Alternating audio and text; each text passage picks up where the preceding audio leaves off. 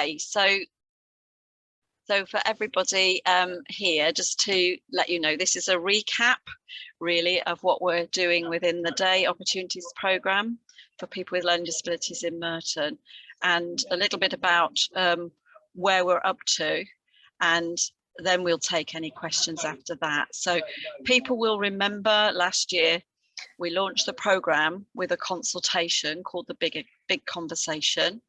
We had 381 responses to that, so a really good response. Most of you will have been involved, and we've also presented to this forum previously, and we've presented to the Learning Disabilities Forum. It's a programme of work that is taking several years to go across so that we get this right. And I'll just tell you a little bit, just to remind you about the intention. So really, this was to review what is available within community services, community options for people with a learning disability and people with autism. And so we agreed that we would look at what we're currently providing in the way of day services and outreach. We'd look at our travel transport arrangements, our adult learning, employment, volunteering, direct payments, and people's health and advocacy services as well, because the intention really was to make to modernise the offer of what's available in Merton. What we were recognising was that we've got really good, highly valued day services, which are provided by Merton Council itself, but then we don't have a really broad range of other services that are available. And what was really confirmed by the consultation that we had last year was that people would like a broader range of things to be available in Merton, that we need more things available for younger people as they come through from children's services through their transition into adulthood. We need more things for people that perhaps have a less severe need in relation to their learning disability condition, but may have autism that's really kind of making it difficult for them to cope with some of the aspects of daily living. And that we really needed to look at providing something that matched people's strengths and making sure we've got the full range of services available.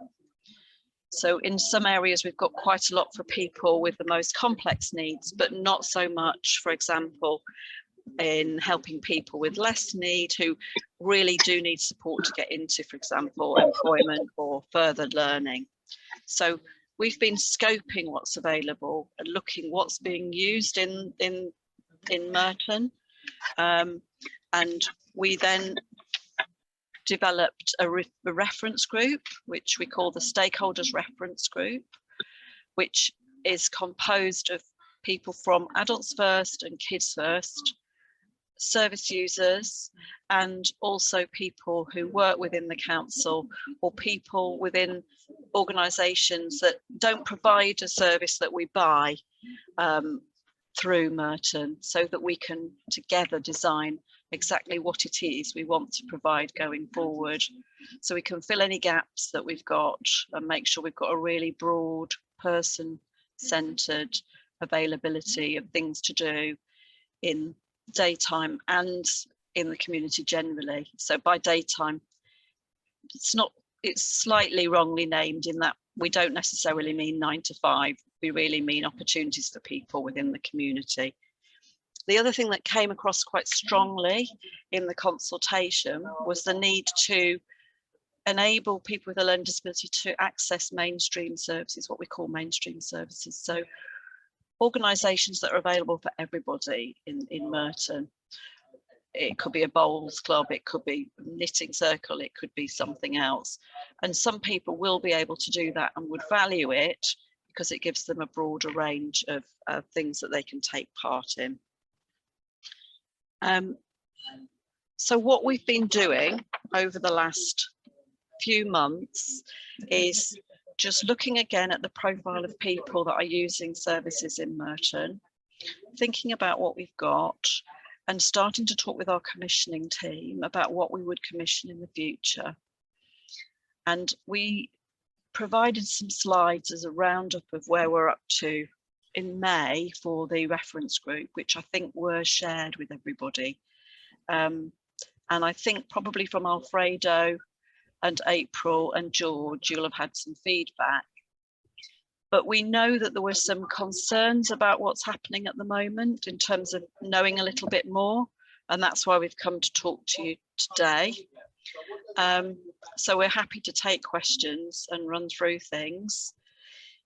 But firstly, it's probably important that we just tell you exactly where we're up to. So we've been looking at all the information we've got already and putting together that information with the data and the profile of what people are using and what we think we could extend and improve, and how we utilise the day services, how we think about more community options. We've been putting that all together to take through the various committees within the local authority that needs to give agreement to any change of plans. And that includes looking at how we're utilising our current day services as well. However, and Phil will probably come in and say a little bit more about this, but as you all know, we were expecting a little break in things because we've got a new political administration. And so we had through March and May a period of time where we couldn't really do any public consultation or any public work around future planning, because we went into something called PERDA, which means the preparation phase for an election. We've then had that election, and we've got a number of new people within the council, within the leadership of the council. And at the moment, what we've been doing is trying to familiarise those people with some of those plans and to get their agreement for us to take some of these things forward. Phil, would you like to come in at this juncture and just say a little bit more about that? So I think just picking up on that for people to be aware that obviously as officers, what we're charged with doing is working with you as a group of stakeholders, working with the other stakeholders in this and putting together the options, but ultimately we're not the decision makers. That's for the elected members to make those decisions. So as Jill has said, as happens when there's a change of political administration in the council, it takes a bit of time to bring those new councillors and the new portfolio lead for adult social care up to speed with our agenda, our pieces of work that are ongoing across the department, one of which is the Learning Disability Programme, and within that the day opportunities work.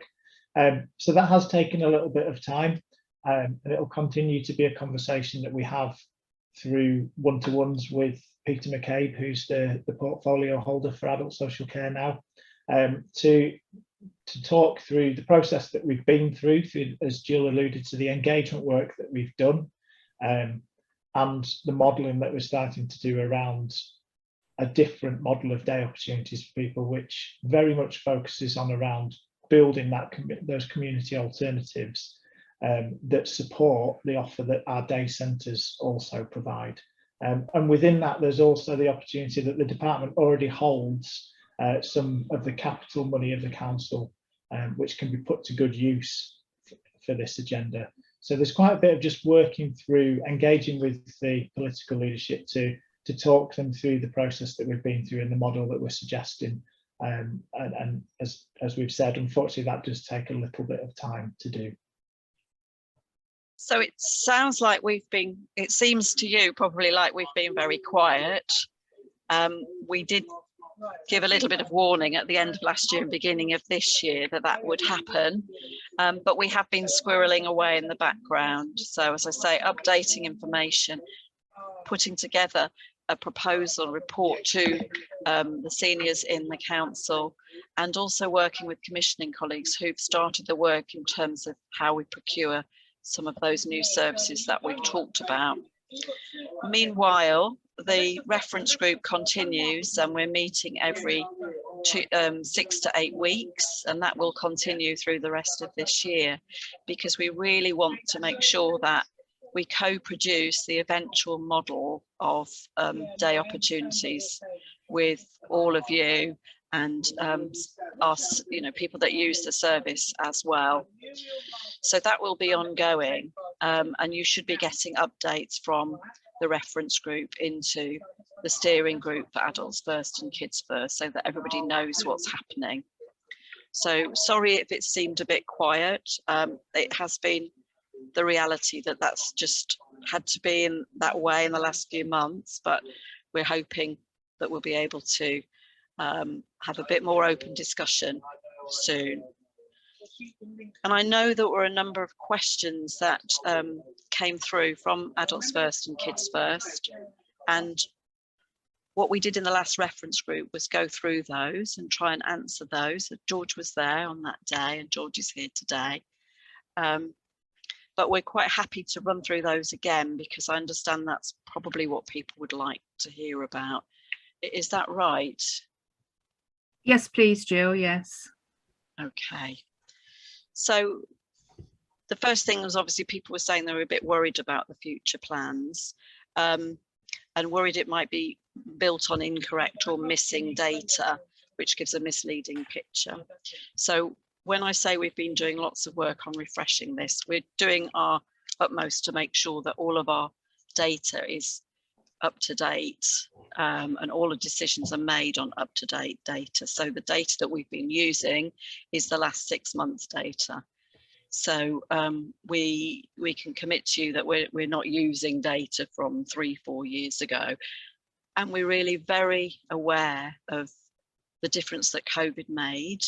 And that's another reason why we've had to refresh things, because some things have changed. Some people may have been using a service and they've moved on to use something else or do something differently. So that's one of the ways, one of the reasons we've been doing that updating. And we presented a first copy of what's available in Merton, and it was a very basic map of services that we presented to the reference group, and then asked for support to make sure that we populate the whole map together properly. But we haven't really managed to do that as yet. So the map that was attached to the slides that I think were circulated, that may have just caused people a bit of concern, was an actual summary of all the services that people are currently, we're buying with people and for people within Merton to use. So it was accurate, but it isn't a complete picture, and we would like to build with you the rest of that picture so that we're really clear on everything that people are currently using. And that helps us to also confirm the gaps that we've got. Phil, I'll just check if there's anything else you want to say on any of that. No, I think just to re-emphasize, so I know we've had some feedback to say that some of that is incomplete. I think we gave that caveat each time this has been talked through, to say that it won't be absolutely correct, and it won't only focus on what people imagine as purely daytime activities. Some of the provision that's listed might be a name of a provider rather than a specific site, or it might be a provider that provides both daytime support and other forms of support to people. So each time we've said to stakeholders or any other forums, for example, the Learning Disability Forum, we have asked that if people have other knowledge and other services or other community activities, etc., that exist, let us know, because we can build that picture to be a more comprehensive picture of what is currently available in the borough. And the next bit of work we'll do in the reference group is just revisit that as well and make sure that we've got everything there, and then we can recirculate that for your comments as well. So there may have been a few organisations people thought weren't relevant. I've double checked. They were day service organisations. There was also a question about who's using day services and who isn't. And so that's the data that we've put together, so we can give an accurate picture in terms of how many people are attending each of the day services. We can break that down in a number of different ways, so we know you know, whether they're male, female, whether they're in the young age group or the older age group. We've got that for each 10 years. We've got ethnicity, we've got the days that people attend, we know what they're doing within the centre. So we've got a really rich set of information about people currently using the day services and our other purchased services. So I'd just like to reassure people we're not unaware of what's currently being utilised, and as I say, that helps us to know about the gaps as well. And I know people were a bit worried about the COVID position, but we've actually got data which is before COVID, during COVID and after COVID.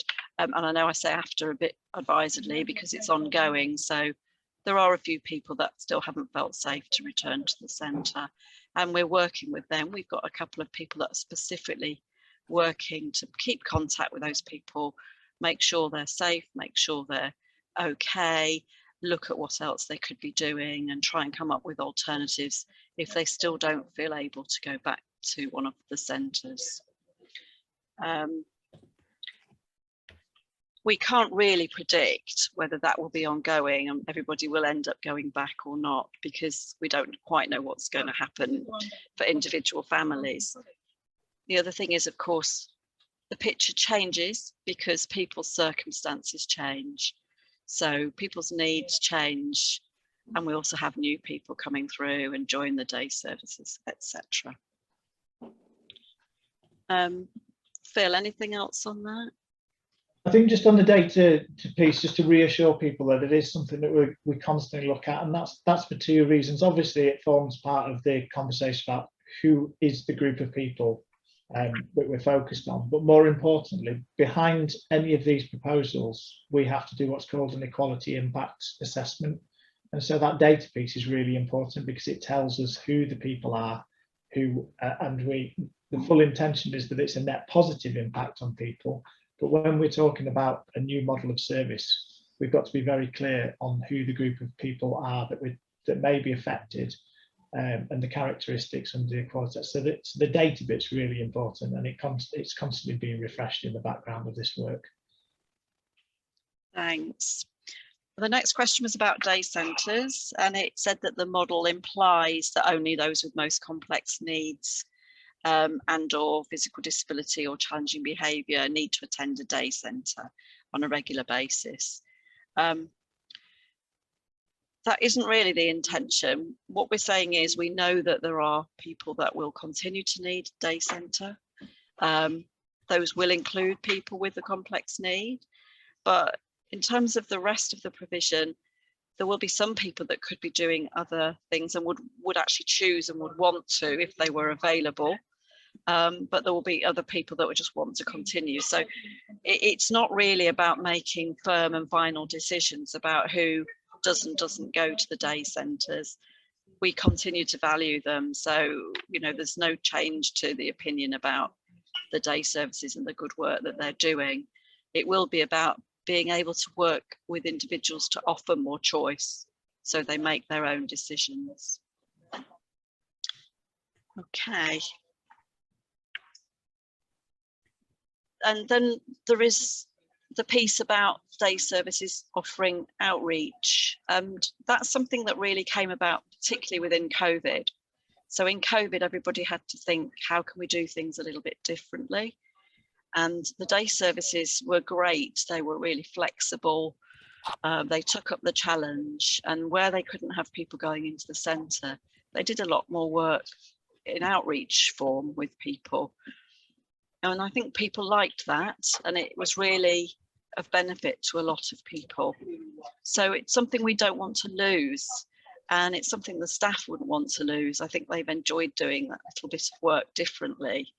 And so we would want that to be included in the model, but it's not an instead of or it's not something, it's not an either or. There will be a need to really look again at individual need and what really suits people and their families, their carers and their individual situation. And then there was a comment about the language that we use and that it included managerial jargon. I think we're all aware we constantly need to think about the ways that we communicate.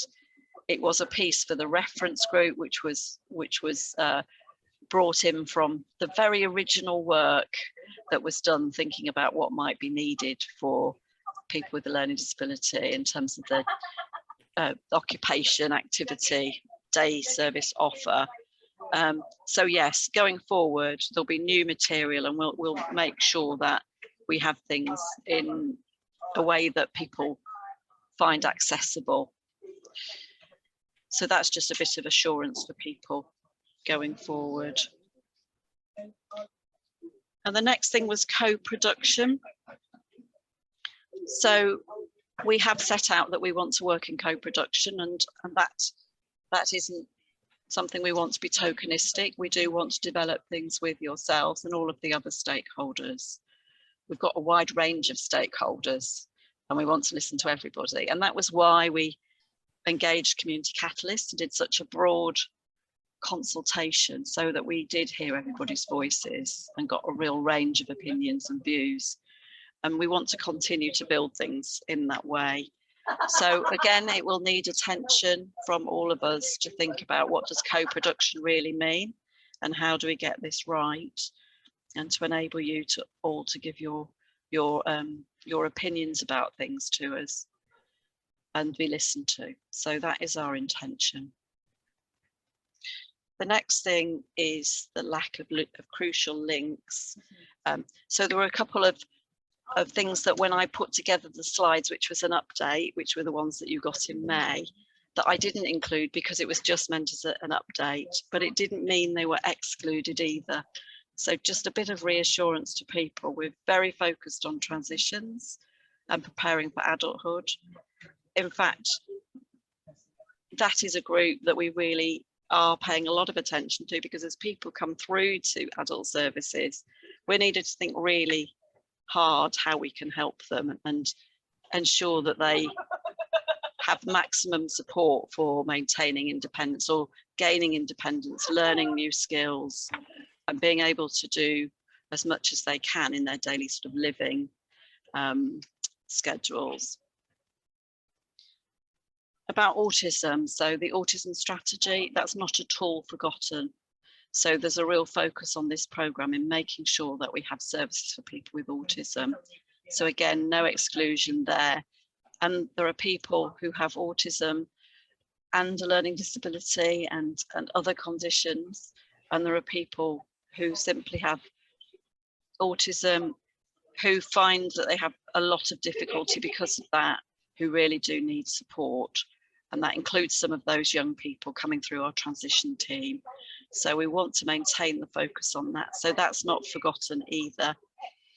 And lastly, the carer strategy was mentioned. And again, we are very focused on making sure that we think about carers in all the work that we're doing, because we know the huge impact on carers, yourselves, when we don't get things right. And we want to make sure that we not only listen to you, but actually we make sure that there's provision that suits carers and that will support carers to look after the people that they're caring for. Phil, is there anything you want to come in on there? So I think we had a bit of this discussion early in the stakeholder reference group, which was about these, some of the things referenced here, different strategies or other pieces of work ongoing, and how we will make sure that they're, in effect, some of the criteria or some of the ways we evaluate the model to make sure we've got it right. So touching on the carer strategy, but that whole bit around being able to have a life outside of caring. Part of the evaluation of our day opportunities model is whether that continues to allow people to do that and to what extent it allows that. And I know from the notes, you know, the things that people find frustrating that don't work particularly well, by all acknowledgement. So transport during the day to and from these opportunities. If we want to have a flexible model of day opportunities, we need flexible transport services that support that. If we want people to spend their individual budget through a direct payment, we need to reduce the administrative burden of direct payments. We need to make those more accessible and more user-friendly. So there's a willingness to take them up rather than a reluctance because of the frustration or lack of understanding or difficulties with taking up a direct payment. So we completely acknowledge there's a fair few building blocks that sit behind, not least what people do during the day, those activities that are delivered through day centres or commissioned by external providers. There are other things that are fundamental to supporting this model. And as Jill alluded to before, that's why it's going to take a bit of time to get it absolutely right. But they are in our minds, and we have had that discussion at stakeholder group about when we come to evaluate how we build this model, some of the criteria will come from the carer strategy. It will come from the work we're doing around ensuring this is fit for the future for those people coming through transition, and that it's a wide enough offer that people want to take up the activities, even if they're not funded through adult social care to do those things, that they know they can have access on a different basis. That's great. So Phil's mentioned transport, and that was the last thing that we were asked about. So yes, so having to look at that as part of the overall work around this model, most definitely, and being as flexible as possible. There was one last comment that we hadn't talked about, health and advocacy. That will need to be part of the model as well. Health, it underpins everything. So health, well-being, welfare, social care, and what we're providing in daycare, they all sort of come together, but it's really important. So we will be focusing on what's provided that supports people's health as well through the Day Opportunities programme.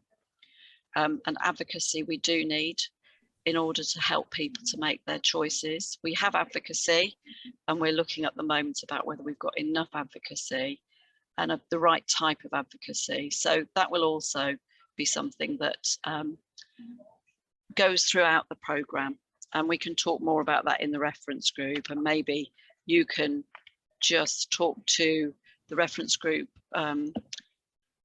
members from Adults First and Kids First if there are particular things that you feel need to be brought up in those meetings and really focused on. If those are the things that you think are important, then ask them to ask us to put them on the agenda, and we will all talk about them in that meeting. So those were the questions that we had, and I hope that has answered them. But are there any other questions that people want to bring up now?